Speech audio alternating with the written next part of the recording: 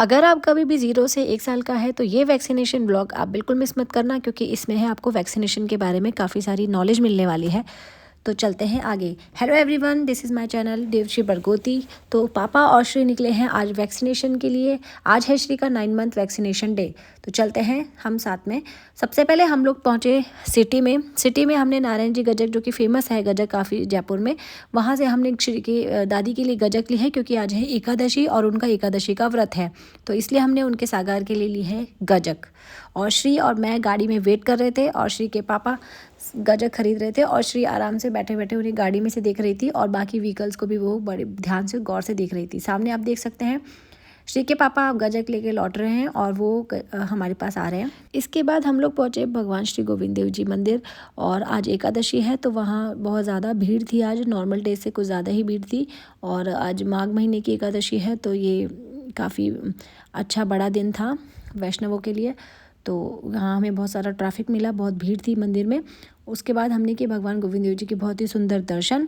श्री को भी बहुत अच्छा लगा दर्शन करके। श्री अक्सर जाती है तो अब वो वहाँ की वाइब को पहचानने लगी है। वहाँ पे जो कीर्तन वगैरह होते हैं उन सबको वो अच्छे से सुनती है ध्यान से और पहचानती है। शायद वो समझती है कि अब हम मंदिर आ गए हैं, और उसे भगवान जी ने वैक्सीनेशन करवाने के लिए स्ट्रेंथ दी, ताकत दी, और उसने ध्यान से कीर्तन सुना और भगवान के बहुत ही सुंदर दर्शन श्री और उसके पापा बहुत ध्यान से दर्शन कर रहे थे।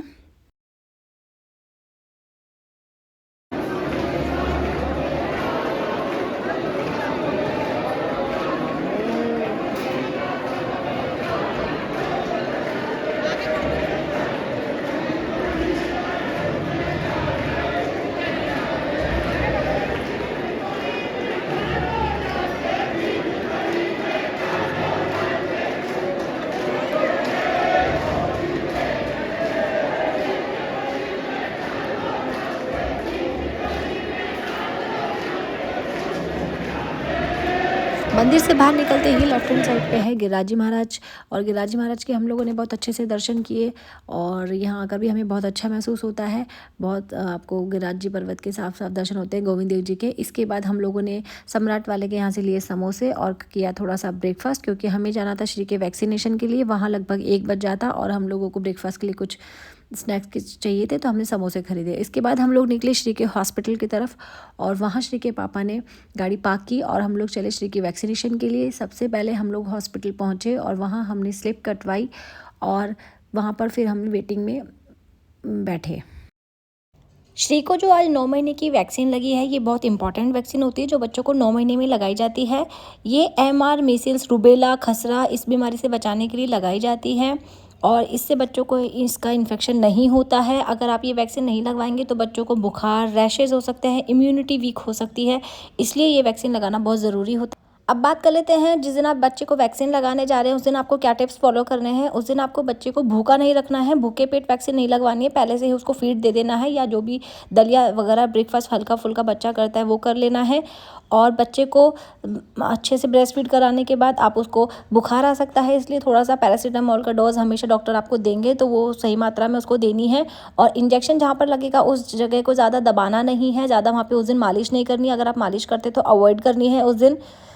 वैक्सीनेशन के बाद कुछ बातों का ध्यान रखना बहुत ज़रूरी है। बच्चे को लाइट कपड़े पहनाने हैं, इसके बाद स्पॉन्ज से ही आप उसे साफ़ कर सकते हैं, नहलाने की ज़रूरत नहीं है। ज़्यादा से ज़्यादा कम लोग बच्चे से मिले, ज़्यादा अवॉइड करें लोगों से मिलना बच्चे को, क्योंकि इन्फेक्शन का खतरा रहता है। और बेबी को प्रॉपर नींद लेने दें, रेस्ट करने दें। वैक्सीनेशन बहुत इंपॉर्टेंट होता है, इसलिए ऐसा ना सोचें कि वैक्सीन नहीं लगवानी है, वैक्सीन से बेबी वीक हो जाता है, ये एक मिथ है। वैक्सीन बच्चे की इम्यूनिटी को स्ट्रॉन्ग करता है, और डिले नहीं करना चाहिए, सही समय पर लगवाना चाहिए। हमें डॉक्टर ने सजेस्ट किया था कि ये वैक्सीन या तो अभी लगवा दीजिए या फिर जब ये 2 साल की हो जाएगी तब लगवानी है, लेकिन हम दोनों ने डिसाइड किया कि हमें अभी ही लगवानी है। और इसका नेक्स्ट डोज अब 3 महीने बाद लगेगा, जब श्री 1 साल की हो जाएगी। तो अगर आप 2 साल पे लगवाते हैं तो 1 ही डोज लगता है, और अगर आप 9 मंथ्स में लगवाते हैं तो इसके 2 डोज लगेंगे, जो 3 महीने के गैप से लग जाएंगे। यहाँ डॉक्टर ने श्री को वैक्सीनेट कर दिया है। इसके बाद श्री रोने लगी थी, और थोड़ी देर हमने उसे पैम्पर किया, उसके बाद वो चुप हो गई थी और वो बिल्कुल नॉर्मल हो गई थी। लेकिन आपको पूरा दिन बेबी का ध्यान रखना होता है, अंडर ऑब्जर्वेशन में रखना होता है, और जो भी डॉक्टर आपको मेडिसिन दे रहे हैं वो आपको लेनी होती है। और उसके बाद श्री के पापा ने नीचे वाले ग्राउंड फ्लोर से श्री की जो भी टैबलेट्स डॉक्टर साहब ने लिखी थी वो उन्होंने वहाँ से खरीदी और उसके बाद हम लोग पहुँचे हमारे घर। मिलते हैं नेक्स्ट व्लॉग में and follow me for more informative videos. Bye bye.